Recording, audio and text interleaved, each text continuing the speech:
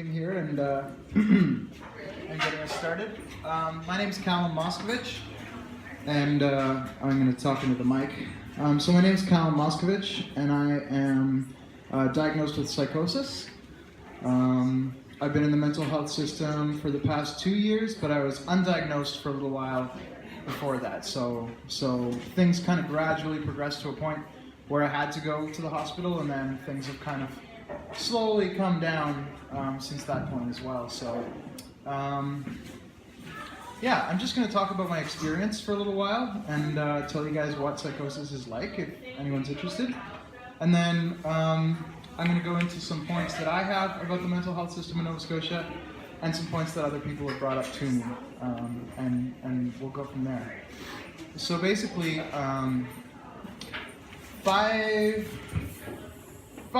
and a half years ago, I went up to northern New Brunswick and I protested against a fracking coalition that was trying to frack in that part of New Brunswick. And we were living in teepees and shelters that we made, living with Indigenous people there, and basically working really, really hard to fight that battle.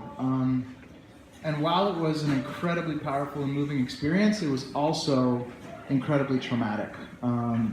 And somehow that connection of, like, you know, spirituality and trauma in colliding in that space really kind of catapulted me towards psychosis a few years later. So, you know, there were these like deeply moving and powerful experiences happening there on the land, but also like police brutality and the trauma of being arrested and beaten up by police multiple times, and the living in constant fear that something terrible was going to happen. So I kind of, after that experience, I recluded into the woods and lived on my own for a while, and kind of slowly made my way back to society. By like fall of 2014, I was living in Halifax again, and trying to play music in Halifax and sort of like go back to my past life, go back to how I had been before, and really, like, you know, try to forget what had happened,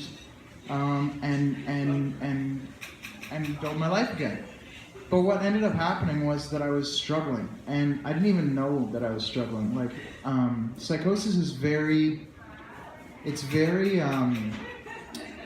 for me anyway, it was a really slow, gradual washing over of my mind. Like, it slowly came on, and by the time it was really intense, I had no idea that it would happen to me.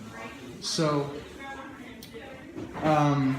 basically, I was trying to play music, I was trying to be a musician in Halifax, I was trying to like do this and that, have a really good time, but I started hearing voices, and the voices were not nice. They were telling me really awful things. There was a really dark kind of undercurrent to life. And I thought that sort of, I didn't think this consciously, but it felt like the laws of the world had just changed, you know, like things had just changed, and I had to roll with it because this was my life now, and you know, I had to kind of like survive through this gritty, dark period of my life. So come spring of 2015, I decided to go tree planting. And I have to say too, with psychosis, drug use makes it worse. So I thought up until that point in time, I had been taking drugs.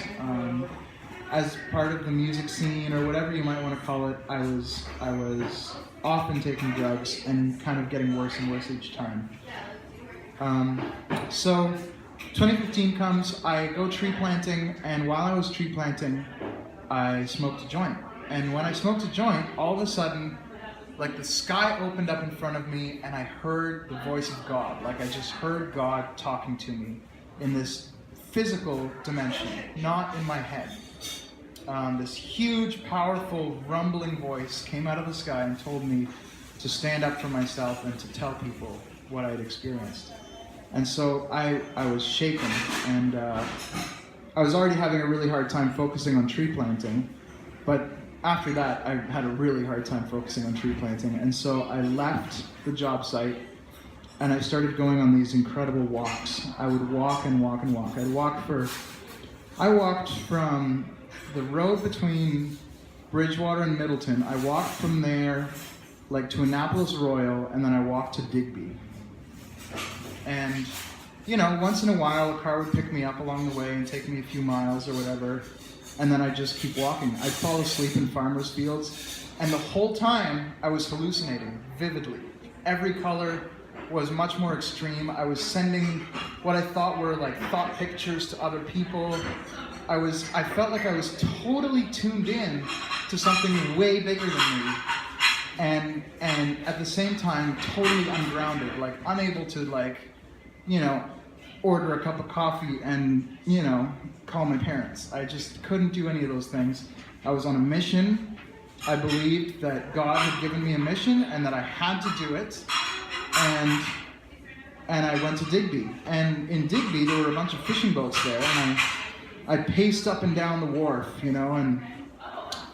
and thinking that we were going to go to war or some kind of spiritual war to bring back Mother Earth, and while all these things are somewhat true, we need to protect the earth and all this stuff, that intersection of spirituality and trauma had created a point in my mind that created the psychosis. So eventually the police found me, and they picked me up. They got in touch with my parents. They took me to a hospital in Yarmouth. My parents had to drive from Halifax. They took me to a hospital in Yarmouth.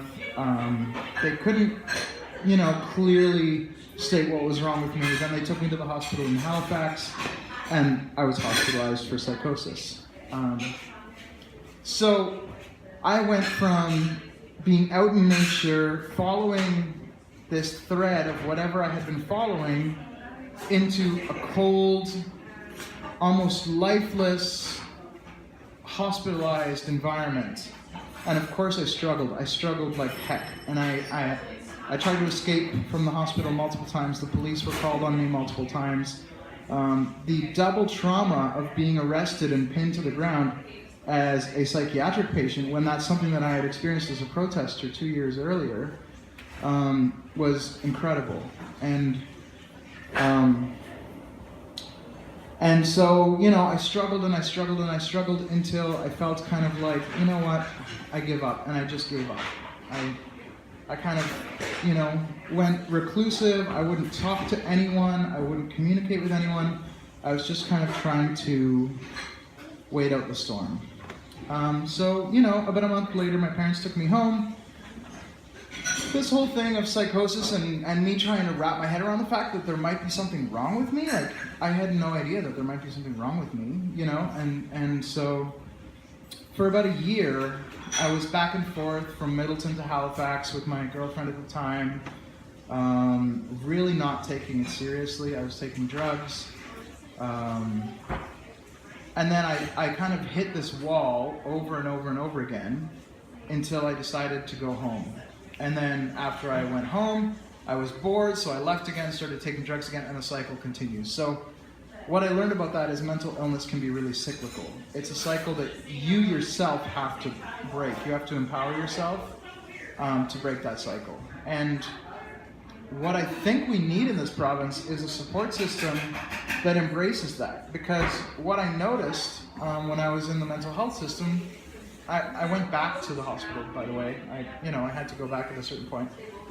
What I noticed in the mental health system is that you're basically enclosed. You're told, you're diagnosed, okay, that's fine. You're pathologized, and then you're given instructions. You're told, okay, this is how you get better. You have to do this, that, and the other thing. You have to take this medication for this long, and you'll be better.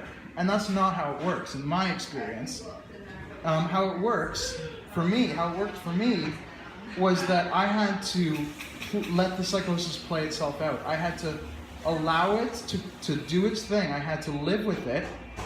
I had to struggle with it. I had to fight it. All of these things until I hit that solid brick wall over and over and over again and decided, okay, you know what? I'm going to decide to heal from this, and I'm going to get better from it. So I'm incredibly privileged. I have a really supportive family, and my family is privileged.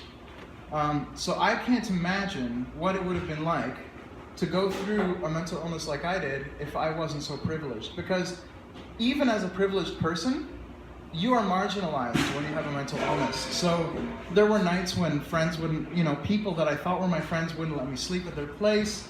I was alienated, or I thought I was alienated from my family. It was like minus 15 outside, and I was like just walking down the streets of Halifax with jeans that were frozen to the bone, like unable to go anywhere, and like sleep under a car parking lot, So if I was marginalized that much, also, police officers, my relationship with police officers, and the constant sort of arresting and sort of systemizing me and sort of pushing me to the side or slipping through the cracks. Like if that happened to me as a privileged person, because the privilege is that when all was said and done, and I decided like, okay, you know what, I really need to heal from this, I just went to my family and they were like, okay, just come back and we'll do it.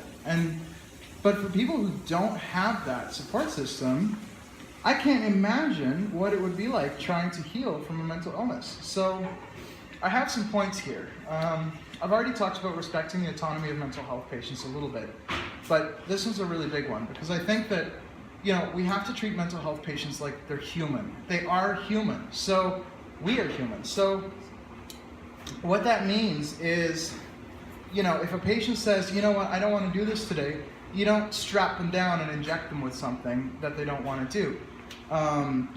Minimizing police presence is a huge one. For people who are already marginalized, which most mental health patients are, police presence is incredibly traumatizing. And sort of utilizing the police force as this sort of, mitigator between the hospital and the street is incredibly damaging. So coming up with some kind of training for people who can, help in a mental health crisis who are not police officers is incredibly important. I kind of got off track there. I was saying the patient is in control. So, yeah, the patient is in control. Mental illnesses take a long time to heal. And, I haven't heard of someone's healing from a mental illness in a matter of months. It's usually a matter of years. I was on the low end of the spectrum, and I'm still healing, but like on the low end of the spectrum, like 2 years from the point of diagnosis to the point where I feel like, okay, I can get things done now, So that's 2 years of my life. That's a small amount of time when you're talking about mental health, healing from mental illness. So, people in the mental health system have to understand that it's going to take time, and there are going to be ups and downs, and it's not going to be this linear, you take this medication, you go to this clinic, and you're better kind of situation, which we see all the time when people are released from mental health clinics with no support structure whatsoever. They're released and then they end up back there because the same factors that were causing them to be there are still in place when they leave. I made some notes about the Abbey Lane, which was the mental health, place that I went to, the mental health clinic. So these places are really sad. They're really, really sad. And anyone who's been in one will know that it's like not really fun to be there. And there's a reason it's not fun to be there. The walls are painted puke green. There's this like humming TV that's on all the time. There's these like large kind of uncomfortable recliners that you can sit in. And the books are like, there was a book by George Bush's daughter about like the work she did in Africa. You know what I mean? Like one of the only books on the shelf. Like the book situation is terrible. So when we're talking about how mental health patients are real people, we need to actually look. We need, a budget and an interest in looking at each patient and going like, what do you need as a human being to thrive? Not just to survive, but to actually get better. And, books is one thing. Maybe somebody is like I'm into woodworking, so finding solutions so that person can, work in their field of interest, or at least have a hands-on experience. There's, a million different people out there. Each person has their own interests, and we need to find a way to cater to those people. when we're in the mental health ward, those mental health wards are a lot like villages, because there are people from all walks of life in there. You know, you've got really old people who are suffering from dementia, you've got really young people. You're occupying a space, you're eating together, and you're trying to heal. So I feel like it would make sense to have the infrastructure of mental health clinics reflect the fact that they are essentially small villages, you know? A small, like, even a small amount of autonomy, yeah. Oh yeah, sure. Even a small amount of autonomy for each person, you know, and a shared space. And the autonomy that when it comes to like cooking your own food, for instance, or, you know, doing stuff like that. So basically, yeah, there's like a woeful lack of resources in the Abbey Lane, and I'm sure it's the same for other places. So I've only got a few minutes, so basically last night I posted on Facebook that I was going to be speaking here, and I just asked people if they wanted to say anything that they wanted me to share it here. So here are some things that people said. One person said that she wants more programming for outpatients who leave Emerge. So what's happening right now is a lot of people are going to Emerge with a mental illness, and they're turned away and they're sent home. So we need a support system, like something to catch those people right there. Somewhere they can turn to go, okay, you know what, I'm in a crisis, the emergency, the hospital saw me, they took my blood, whatever, they released me, now where do I go? We need a program for those people. We need a 24-hour drop-in shelter. And I don't think it's too much to ask. We need a drop-in shelter with compassionate staff who understand mental health crisis, and hopefully including some of those things I spoke about earlier. And a really huge one that someone brought up is protection of basic life support. So as I was dealing with psychosis, I was having a really hard time working. I would get a job, I'd lose that job, I'd get another job, I'd lose it, I'd live for months in poverty. And you know, the income assistance program or and the welfare program are woefully unequipped to deal with long-term mental health situations. So we need a realistic and compassionate approach to funding people in crisis. So something that is not just $700 a month, $500 of which has to go towards your rent, but understanding that people who have mental illnesses often smoke cigarettes. It's actually something that helps. You know, there's medication, there's cost of living, there's food. All these things cost money, and the government has more than enough money to deal with these people to help us, you know? So, so that's a huge one. So anyway, that's all I got. If anyone has any questions, just, you know, let me know. Thank you.